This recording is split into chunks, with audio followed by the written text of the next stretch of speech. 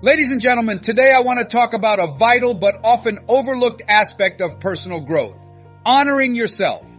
In our fast-paced world, it's easy to get caught up in the demands and expectations of others, losing sight of our own needs and desires. But true success and fulfillment begin with self-respect and self-honor.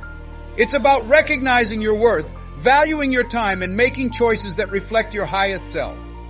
Today I challenge you to honor yourself, to listen to your inner voice, to prioritize your well-being, and to live in alignment with your values and dreams. Let's explore how honoring yourself can transform your life. I'm going to tell you how to reach your targets. I believe that the Bible is the most inspiring book ever. Please repeat what I just said. We need to train our minds again. First, let's stay together with the good things that should happen to me. Yes, write that down. Say that to yourself every day. Indeed, we dwell in a setting where we think bad things should happen to us. Bishop, I remember a time when things were going well for me and I thought, this can't be real. There must be some sort of event. You can guess what it did. You are going to order something that will come true and complete the task it was sent to execute. Be careful what you say. Be careful what you say about your lives and about yourself. Remind yourself of that every day. Why? Because what you say is strong. The word came first. The tongue has the power to live or die. You should never say, I'm broke. Let's say I'm having trouble with cash flow. Do not claim what you do not want. Instead, claim what you do want. Say, good things happen to me instead of bad things happen to me. And start to believe that. Get used to that happening. It was now time for me to talk to my oldest son, Calvin. We're going to walk. I asked Calvin, do you want to be successful? He replied, yes, Dad. Okay, I said. His walk went on. I stopped and looked him straight in the eyes. It's my younger who goes by my name. I told Calvin, look, we're looking right at each other. Now, do you expect to be successful given that you are a single parent of 2 kids, that you chose not to go to college to further your education, that you are very talented, but that you're behind on your dreams and your bills? Do you expect to be successful based on your performance and what you produce at this point in your life? How do you plan to succeed? This is what Calvin said.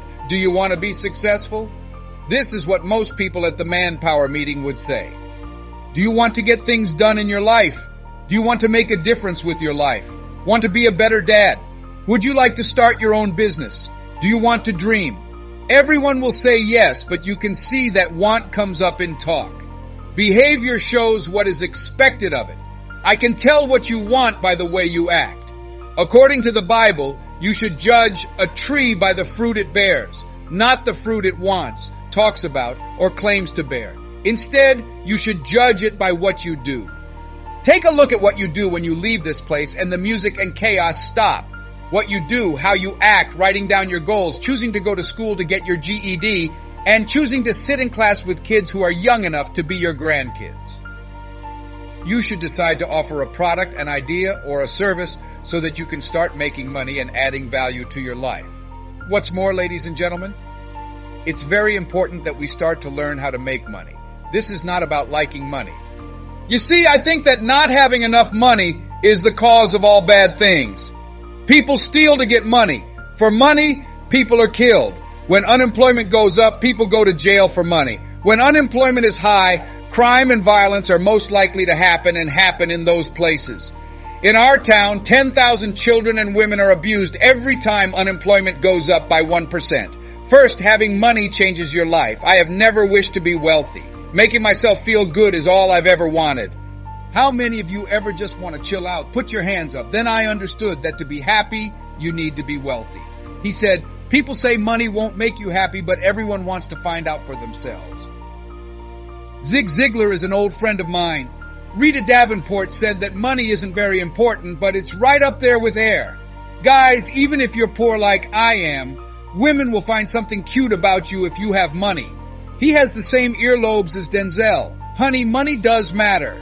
When debt collectors called my house when I was so poor, my kids would answer the phone and say, my dad said he wasn't home. When I was really poor, I walked by a bank and set off the alarm. I'm telling you, being poor stinks. Do you hear me? Say it again. I'll never be broke again. Yes, write it down. I promise that I will never be poor again. I will never ever be broke again. What does money do? It gives you power over your life, for starters. Note that down. Number 2, it lets you choose.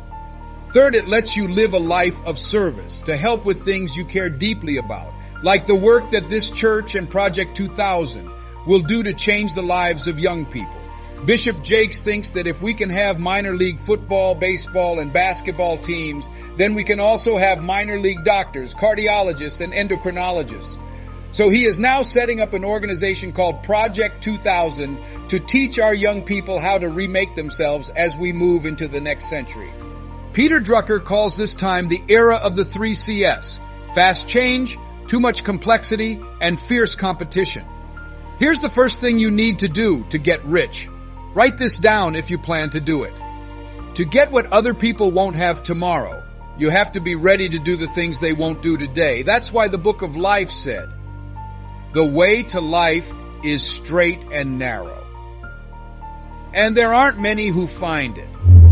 There aren't many people who are ready to do things that other people won't do today in order to get things that other people won't have tomorrow. What are some things people won't do? First, make rules and following them a big part of your life. Socrates said, "The wild life is full of disobedience." How many of you know that you'd be further along in reaching your goals right now if you were more disciplined? The path to happiness is straight and narrow because few people are willing to follow it. Another thing most people won't do, allow yourself to fail. 85% of people let their fear of failing get in the way of their desire to achieve. Please repeat after me. If you want to do something, you should do it badly. Yes. If you're going to do something, do it right. Like we were told, if you know how to do it. It's better to do something badly until you get it right if you don't know how to do it right. Write this down now. To be great, you have to start, but you can't be great until you start. I stood up and my mind went to rest the first time I spoke. I looked at the people there and I freaked out.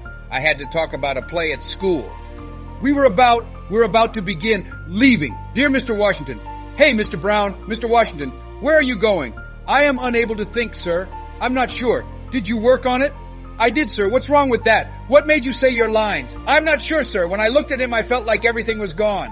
I'll do it another time. Please, sir. Not at all. Come back outside. Hey, Mr. Brown, I'll mess up, Mr. Washington.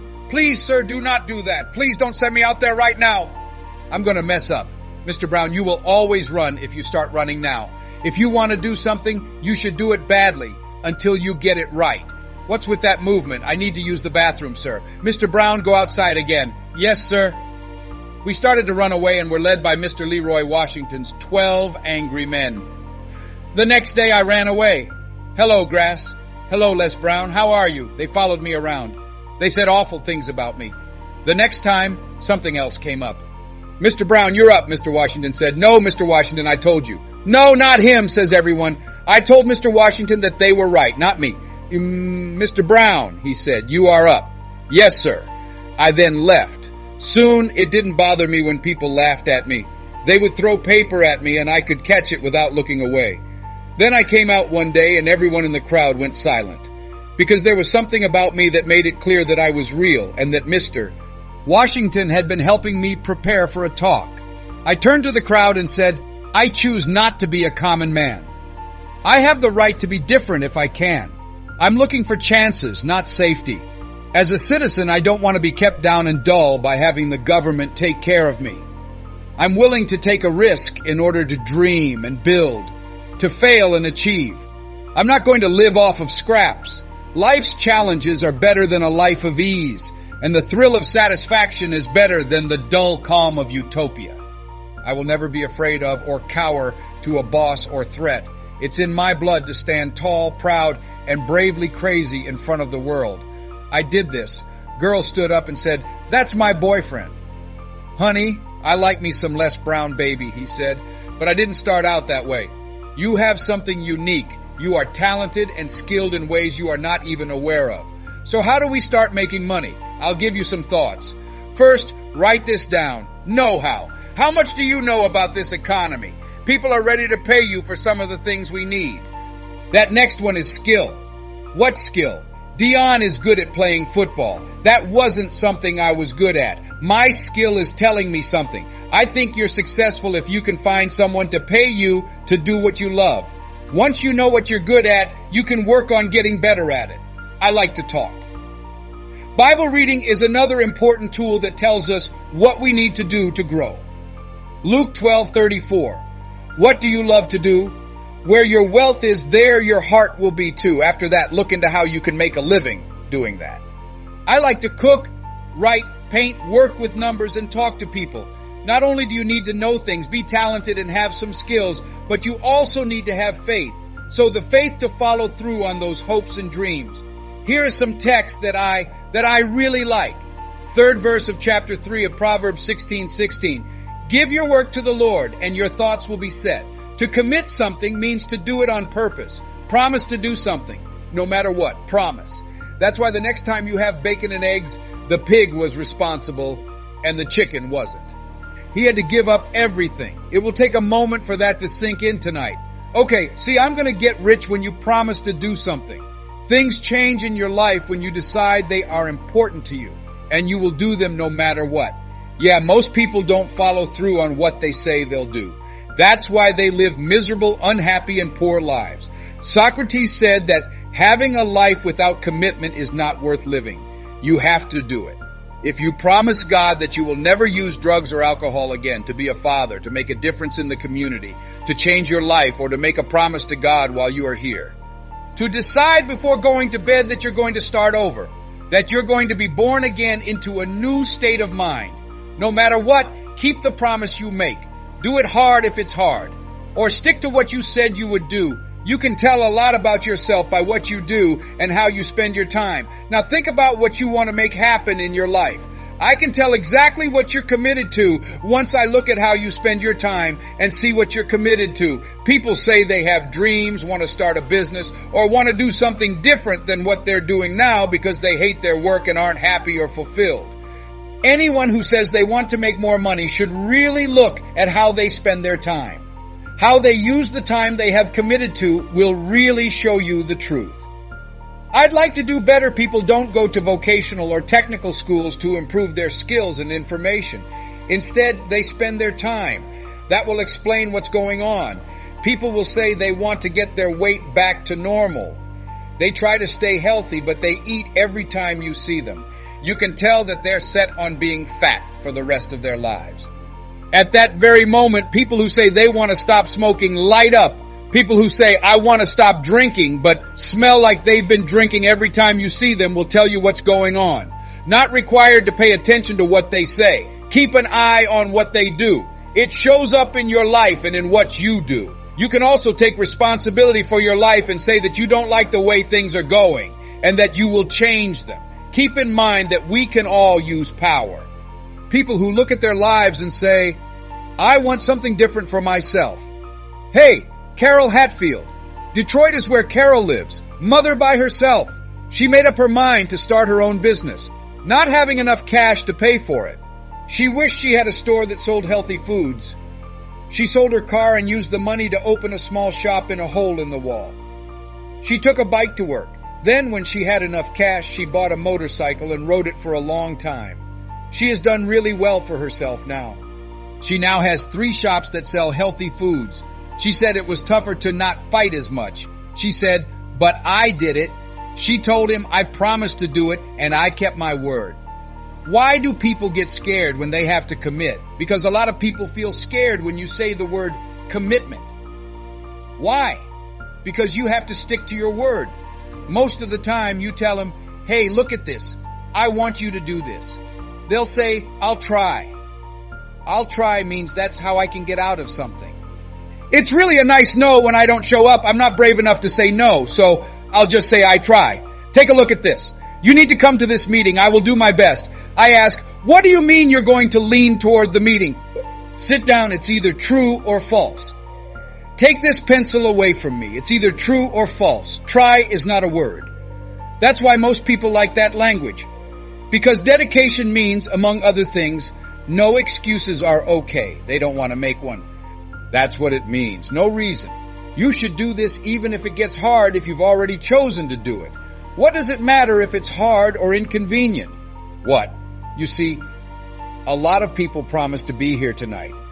There was rain outside and the temperature dropped, so they said it was cold, and they decide not to keep their promise. That's what people do with their dreams. They don't keep the promise they made to themselves. Now let me tell you what happens when you break your promise. First, it lowers your self-esteem and makes you feel bad about yourself. It makes you doubt yourself more. It's not fun to break promises. Another thing is that your relationships with other people start to get weak. Folks start to understand that they can't count on you. You won't keep your word, so they can't count on you. You can build a name like that. Think about what your life would be like if you stuck to what you said you would do. Why should we keep our promises? What would our lives be like if we did? It was our choice to follow through on the things we said we would do. We wouldn't even say them unless we meant to do them. We could try it out for a week to see what your life would be like. Let's make a promise. I won't say I'll do something unless I actually do it for 7 days. Then we'll see what happens in your life. I'll tell you something. At the end of the 7 days, you'll feel strong and powerful if you stick to your plan. Because every time you keep your promise, it gives you strength to do whatever discipline you need to do. For starters, I want you to make a promise to live in the present. There was a line in the movie The Dead Port Society starring Robin Williams. Take advantage of the chance. That's because many of us spend too much time thinking about the past or the future and not enough time moving forward and becoming great. Take advantage of the chance. You see, you can't see into the future and make your greatness come true if there are many things in your life that are stopping you. Let's think about how to start too. We'll keep our promises. If you remember what Dr. Robert Anthony said about results, you can get different kinds of results in your life when you keep your promises. So how are we going to keep our word? And do we keep all of our promises we don't? No, you won't be 100%. You will, however, have a higher chance of keeping the promises you make to yourself, no matter what they are. If it's starting a business, breaking a bad habit, stopping doing things that hurt yourself, changing the way you think, reinventing yourself, or trying to change the way your relationship works, here are some things you can do. We can all keep our promises in those areas if we really focus and concentrate on them. In other words, make it a top concern. See, you wouldn't get on an airplane if you thought your chances of getting where you're going were as good as your purse. Am I right? This is because the airline, which I'm glad they do, has made it a goal to get people safely from one place to another, not send you off to Boston or somewhere else with your bags. This is why you will get to your destination more often than your bags will. That's why I'm not too upset when my bags don't show up. I'm glad they gave me because they cared about me. You can see that they care about getting you where you need to go. If you want to keep your promise, make sure that whatever you choose to do is important and ranks high on your list of priorities. Keep it in front of you. Also, whatever you want to do, whatever you want to start making happen, whatever you want to start manifesting your greatness, whatever you want to make stronger, that's really practicing your will. On your goal, find something you want to do. One thing, one step at a time. But make sure it's hard enough that you can do it, but not so hard that you can't. I finally made up my mind to work out this year. At first, I did 10 sets of 10 and 10 push-ups. I'm sure I can handle that without getting upset. I don't have to think about that. To begin, I was small, already at 50, but if I tried to do 50 at the start, I wouldn't be able to keep going. So I broke it up into pieces that I could handle. Do that, and that will make your will stronger. So the fact that I'm actually doing it serves to strengthen my commitment. That means I can now grow and build from there. When I chose to change how I handled my money, I started saving 5% of it. Then I raised it to 10% and finally to 15%. I have now trained myself to live on 75% of what I earn. It took self-control to do that, but I started keeping an eye on how my money was being spent. I start to write things down and keep track of myself. To start keeping your promises to yourself, you need to find something that you can handle. You should have friends who will hold you responsible, not let you off the hook, and who will only accept the best from you. These friends will help you with your new way of being and state of mind. Another important thing is to have a plan B. When you promise to do something, there are often other things that will happen that you can't control or that you didn't think about. That's why you want to make other plans. Your goal is to be more creative. You see, most people don't keep their promises because they quit when things go wrong. They have no backup plan, so they don't know what to do next. If you want to push yourself, start being unique. They say, I don't know what to do a lot. And I always ask myself, what would you do less if you knew? That makes a different part of my mind work. I start to think about the possibility and try it out. But a huge number of us stop right there. I'm lost. You already know what to do. You are very smart. Put yourself to the test. Make yourself do something. Think outside the box. You will learn that you know more than you think and that you are smarter, more creative, and more capable than you understand. And as you do that, it will get easier as you do it more. It's going to be hard at first. When you reach a certain level of awareness, you'll wonder why you didn't see this before, given how well you're running your business now. What they say is that consciousness is what we are. It's like I look at myself and wonder why I didn't do this before. How come I didn't see this before? Why did I not see it before? Because I didn't push myself. I didn't put myself out there. That's why most of us live our lives never realizing how great we really are. We're like living, breathing corpses. Being careless is not a good way to live. Why? Since it doesn't make anything, you only make things happen. Only your life matters. Make a promise with your life that you will do something that will make a difference. Those are the people who promise to live their lives well.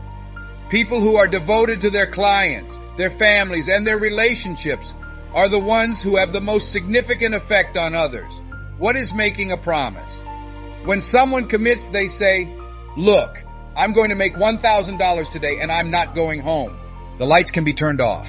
The cleaners might be taking care of the vacuum right now. I'm staying here until I finish it. In the past, I sold things by going door to door. I had a certain number of TVs. I knew I had to sell at least a certain amount every day to take care of my sick mother, who had lost her job as a cafeteria worker at M&M's because of arthritis. I told them I would go door to door. Also, I would sometimes not get home until 1 a.m. after knocking on people's doors and hearing them close. What do you need? Would you like to buy a nice TV for the working month? Not at all. Put some money down? Not at all. How about an Emerson TV? Not at all. Thanks a lot. Do you know anyone else who might be interested? Not at all. Thank you very much. Hit someone else. Hey there. Would you like to buy a nice TV that works? Not a dime down. Not at all. Stay away from our door. Thank you very much. Do you know anyone else who would be? Yes, my cousin. He lives next door. Thank you very much. I tell him you sent me. I believe your cousin told me that you wanted to buy a TV. Said I should come talk to you. I have a special deal for you. Come on in. I'm interested. I would just keep going. I wasn't going to leave until I finished it. It's interesting that when we say we're going to do something, we put ourselves in a different state where the universe reacts to us. See, the universe responds to the person who refuses to give up, because that is your commitment, that business you want, that book you want to write, that dream of being in charge of your own life. That is yours, and you have the power to make it happen. That being said, you have to be ready to face disappointment, not have anyone to lean on, be alone, sometimes question yourself, be turned down over and over again, even go bankrupt if you have to, and refuse to turn around until life gives up. When someone is that committed, nothing can stop them. These are the people who have made a change in the world. John F. Kennedy meant it when he said, "We will go to the moon in the next 10 years. That was a promise, and many people saw the same thing.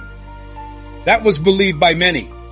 There have been many times in history when people made promises and vowed to do everything they could to make a change. Today, some people are standing up against hunger. I promise it will be a part of our history. Someone spoke out against polio at some point. We don't have to deal with it as much as we used to because someone promised to wipe it off the face of the earth. The promise was made by someone. What makes us here and happy about the freedom we have? Someone promised that they would do whatever it took, even if it meant they had to die. I remember Paul Robeson and what he said. Here I stand, for I can do no other. That's how you need to be. When you're committed, you protect your own life. It means being proud of who you are. It means starting to say, see, and understand that you are in tune with and connected to the world, and that you are a way for life to express itself. But we short it out with anger. We break it down with fear. We cut the wires with lust. We missed the mark because we were lazy, uninterested, or quick to give up. Why? We say, oh, that's too hard. Ladies and gentlemen, we don't test our spirit. The heart of a person is stronger than anything else. It can't be broken. You can change it, but not destroy it. Vic Frank's Man's Search for Meaning was what I was reading. What a strong book. I'm on my 7th reading of it, and he shows how powerful the human spirit is in so many powerful ways. So, what are some things that can make us stronger and give us the inner power to do that? To move toward the future by making our promises come true. To begin, commitment can mean going back to school to get training, sitting in classes with younger people, and putting yourself in a situation where you don't know what to do. This can be awkward and uncomfortable, but it doesn't matter because you're committed to growing as a person or to going back to school to get a high school diploma or a college degree. You might feel stupid and wonder what you're doing there, getting ready for a dull class. There are various meanings of the word commitment. It could mean you start to go back. You have to back up sometimes means to go back. Don't give up. To pick yourself back up again, and come back because life got in the way and knocked you down. As we conclude today's session, remember this. Honoring yourself is not just about self-care. It's about self-respect and self-love. It means setting boundaries, saying no when necessary, and making decisions that reflect your true self. When you honor yourself, you set a standard for how others should treat you, and you pave the way for a life of authenticity and fulfillment. So today, make a commitment to honor yourself. Take time to reflect on what truly matters to you and let that guide your actions and decisions. Surround yourself with positive influences. Invest in your growth and never compromise your values. By honoring yourself, you empower yourself to live a life that is true to who you are and aligned with your deepest aspirations. Thank you for joining me on this journey of self-discovery and empowerment. Remember, the foundation of a fulfilling life starts with honoring the incredible person you are. Embrace your worth, live with integrity, and let your actions reflect the respect you have for yourself. By honoring yourself, you unlock the door to limitless possibilities and a future filled with joy, success, and peace. You have the power to create a life that honors your dreams. Begin today and let your journey be one of self-respect and self-love.